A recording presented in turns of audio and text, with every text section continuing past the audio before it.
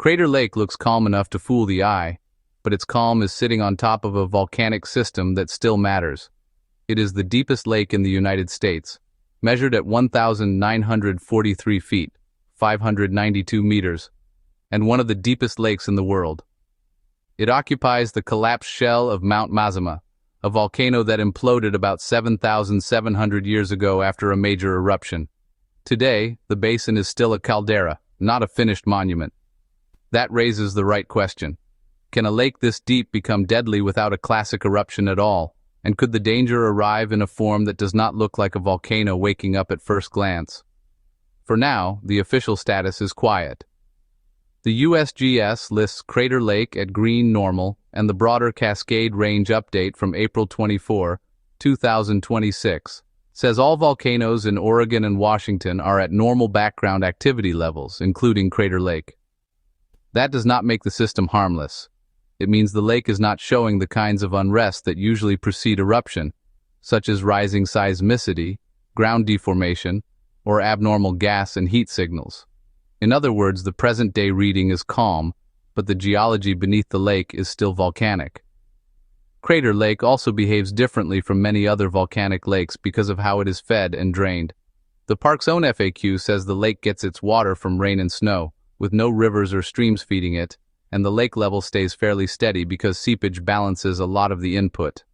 Earlier USGS chemistry work found that the lake has no surface outlet, receives most of its inflow from precipitation, and loses water through leakage and evaporation.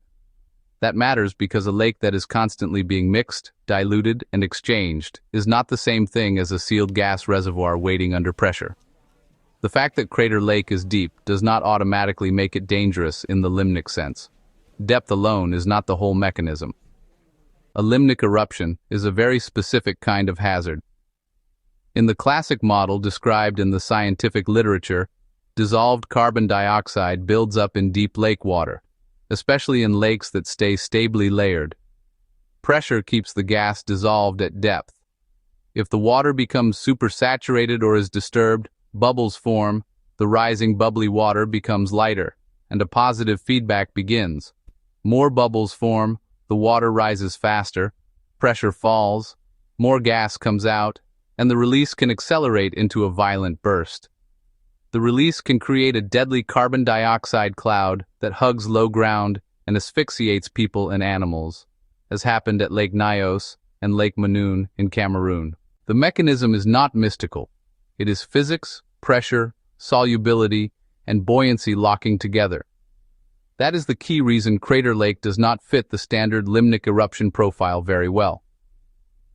The available chemistry study found that Crater Lake is well mixed chemically and isotopically, with no strong vertical layering in the measured water column.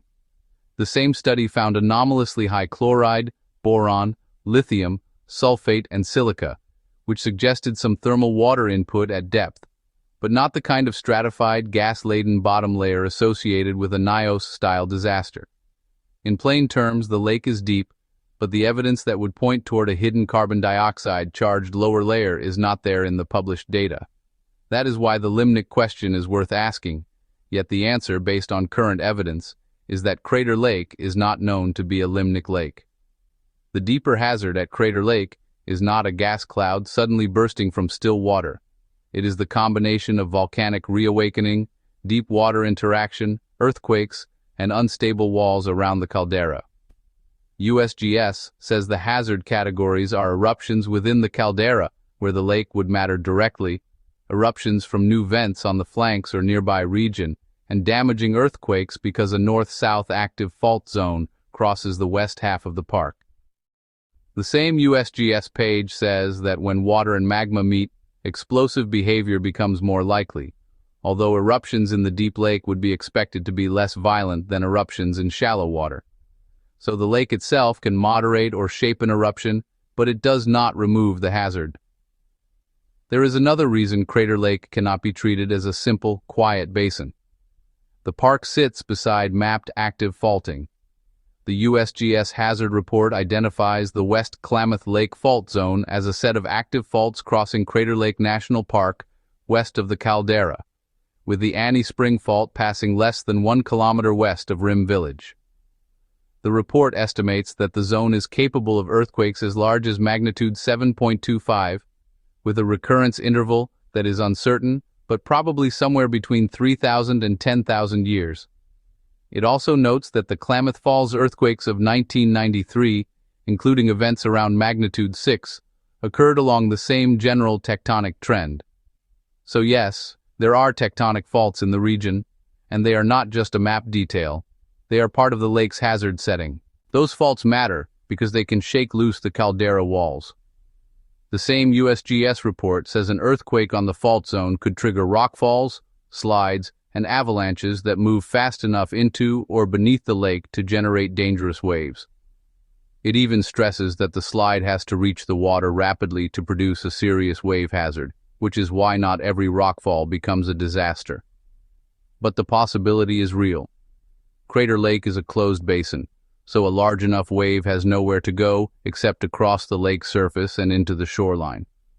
The report also notes that a wave launched from Chasqui Bay could reach the boat dock at Cleetwood Cove in about 2 minutes if it moved across deep water at lake speed. That is not a gentle hazard, that is a fast-moving one.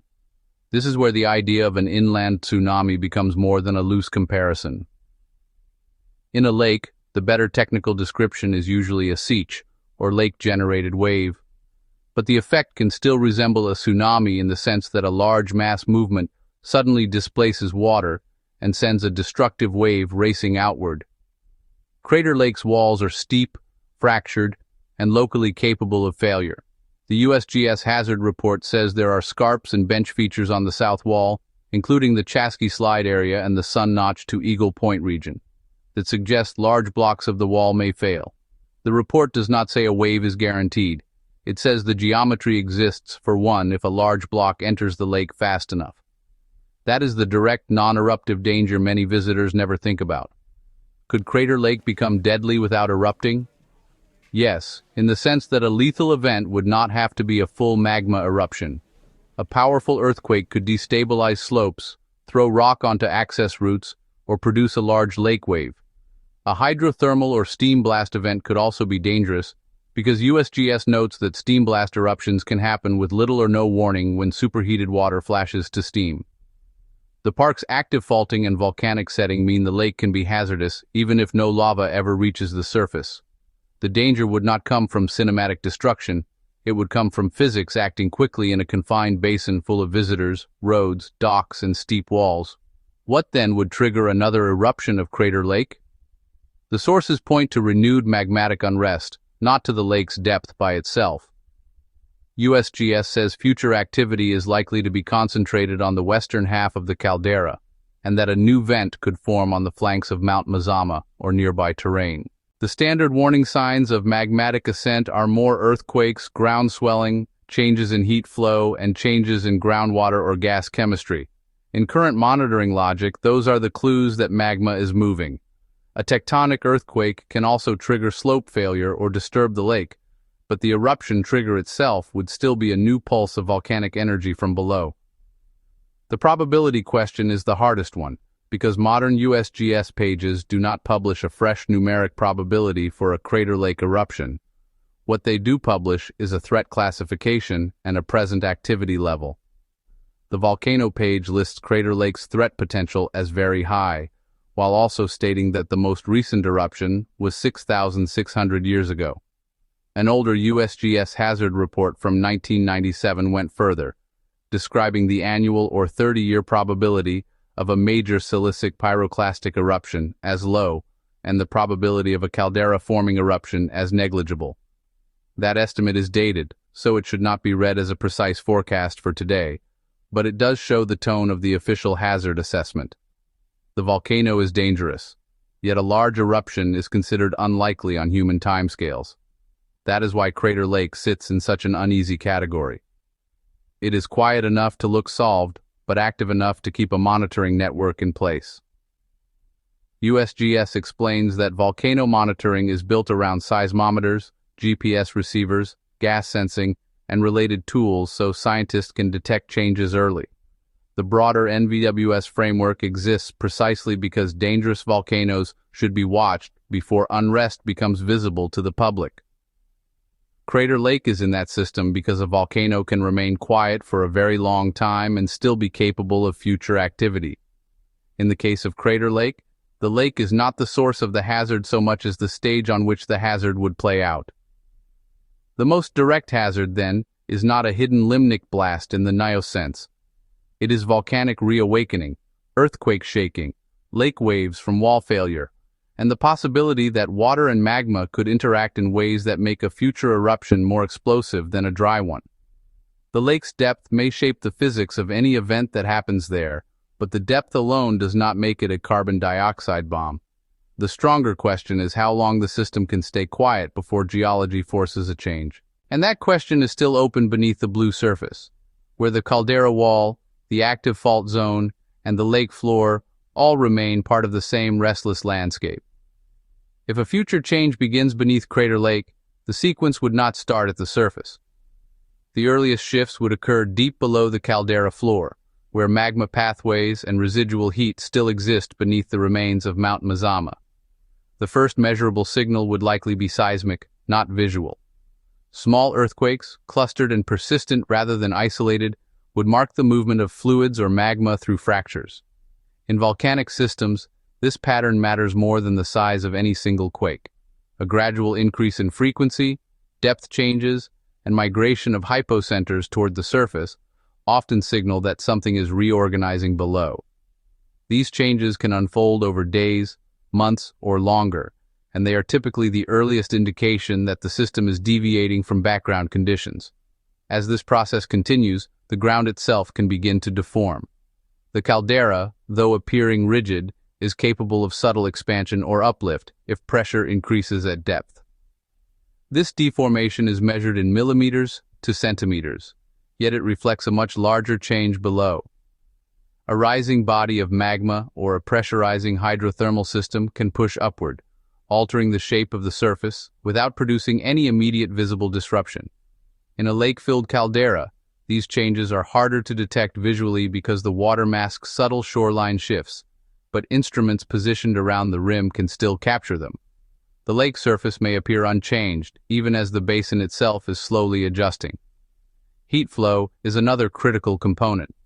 Crater Lake is cold at the surface, but that does not mean the entire system is thermally inactive. The chemistry of the lake already indicates some contribution from thermal waters at depth. If activity increases, this input could intensify. Warmer fluids rising into the lake would alter temperature gradients, particularly near the bottom. In a system that is currently well mixed, a sudden increase in warm water input could begin to change circulation patterns. However, for a limnic-style hazard to develop, the system would need to shift from its present mixed state into a strongly stratified one, where dense, gas-rich water remains trapped at depth. There is no indication that Crater Lake is moving in that direction, but the mechanism itself is clear. Sustained gas input combined with stable layering over time. The question of whether a limnic eruption could occur here depends on three conditions aligning. First, there must be a significant and continuous source of dissolved gas, typically carbon dioxide. Second, the lake must remain stratified, with limited vertical mixing, so that gas can accumulate at depth rather than escaping gradually. Third, a triggering disturbance must disrupt the balance, allowing the gas to exsolve rapidly. In Crater Lake, the first condition is only partially met, as there is some evidence of thermal input, but not of extreme gas loading. The second condition is not currently met because the lake is known to mix. Without that stable layering, gas does not build to dangerous concentrations. The third condition, a trigger, is possible in any dynamic environment, but without the buildup, it does not produce a runaway release. This combination is why the limnic scenario remains theoretically possible in a broad sense, but unsupported by present observations. A more immediate concern lies in the interaction between water and magma if an eruption were to occur within the caldera. When magma rises beneath a body of water, the pressure and temperature contrast can lead to explosive fragmentation. Water flashes to steam, expanding rapidly and breaking magma into fine particles. This process can produce ash, shock waves, and localized explosions that differ from purely magmatic eruptions. In deep water, the pressure can suppress some explosivity, but it does not eliminate it. If an eruption were to occur at a shallower depth within the lake, the interaction could become more violent. The depth of the vent would therefore play a major role in determining the character of the eruption. The structure of the caldera itself also influences risk. The walls surrounding Crater Lake are not uniform. Some sections are composed of relatively stable rock, while others show signs of old collapse and weakness. Over thousands of years, erosion, freeze-thaw cycles, and seismic activity have created fractures and potential failure zones. These areas may remain stable for long periods, but they are not permanently fixed. A sufficiently strong earthquake or a shift in stress distribution could cause a section of the wall to give way. The speed of that failure is critical. A slow slump might not generate significant water displacement, but a rapid fall into the lake could displace enough water to produce a large wave. The mechanics of such a wave depend on volume, speed, and entry angle.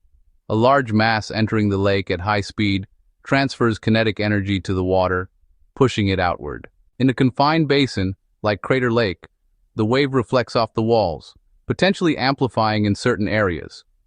Unlike ocean tsunamis, which can travel across entire basins, a lake wave is constrained, but that constraint can intensify its local impact. Shorelines, docks, and any low-lying infrastructure would be particularly vulnerable. The travel time across the lake is short, measured in minutes, leaving little time for reaction once the wave is generated. The probability of such an event is not precisely defined, but it is considered low on short timescales. The recurrence interval of large earthquakes on nearby faults spans thousands of years, and not every earthquake would trigger a major collapse. However, low probability does not mean zero. Geological hazards are often characterized by long periods of quiet punctuated by rare but significant events. The presence of steep slopes and an active tectonic setting means the ingredients exist, even if the timing is uncertain. Another factor to consider is hydrothermal activity beneath the lake floor. Even without magma reaching the surface, heated water can circulate through rocks, dissolving minerals and altering rock strength. Over time, this process can weaken structures and create zones that are more susceptible to failure. If pressure builds within these hydrothermal systems, it can lead to sudden releases of steam and gas. These events, sometimes called phreatic or steam blast eruptions, do not require fresh magma to reach the surface. They can occur when water heated at depth flashes into steam, expanding violently. Such events are usually localized but can still be dangerous, especially if they occur near areas frequented by visitors. The connection between tectonic and volcanic processes adds another layer of complexity. Fault movement can alter the pathways through which magma and fluids move. A shift along a fault could open new conduits or seal existing ones, changing pressure distribution beneath the caldera. In some cases, tectonic stress can even trigger volcanic activity by destabilizing magma reservoirs. This does not mean every earthquake leads to an eruption, but it highlights the interconnected nature of the system. Crater Lake is not an isolated feature. It is part of a broader geological framework that includes the Cascade Range and its underlying subduction processes. Monitoring systems are designed to detect these changes before they escalate. Seismic networks can identify patterns of earthquakes while GPS and satellite measurements track ground deformation. Gas emissions, though limited at the surface of Crater Lake, can still provide clues if they change significantly. The challenge is distinguishing between normal variability and meaningful trends. Not every fluctuation signals danger, but consistent change across multiple indicators can point to a developing situation. The goal of monitoring is not prediction in an exact sense, but early detection and risk reduction. In terms of direct hazard, the most immediate risks to people in and around Crater Lake are connected with sudden localized events rather than large-scale catastrophic scenarios. Rockfalls along steep trails, especially during or after seismic shaking, can pose a danger. Rapid weather changes, combined with the lake's elevation, can also create challenging conditions, though these are not geological hazards. The more serious risks, eruptions, large waves, or steam blasts, are far less frequent, but carry greater consequences. Understanding the difference between likelihood and impact is essential in assessing the overall danger profile. Crater Lake's history also provides context. The caldera-forming eruption that created the lake was a massive event, but it does not define the typical behavior of the system. Most volcanic activity is far smaller in scale. Future eruptions, if they occur, are more likely to be limited in extent rather than a repeat of the original collapse. This does not eliminate danger, but it shapes expectations. Smaller eruptions can still produce ash, gas emissions, and localized impacts, particularly if they interact with the lake water. The continuation of monitoring and research reflects the balance between calm and potential. Crater Lake is stable in the present, but stability in geological terms is always provisional. The depth of the lake, the presence of active faults, and the possibility of volcanic reactivation all contribute to a complex hazard landscape. Each factor alone may not be sufficient to create a disaster, but in combination, they form a system that requires attention. The deeper question is not whether Crater Lake will change, but when and how. Geological systems evolve on timescales that often exceed human observation, yet their effects can emerge within moments once thresholds are crossed. The lake's still surface does not erase the processes below it. It conceals them, reflecting the sky, while the caldera beneath remains part of an active region shaped by tectonics and volcanism.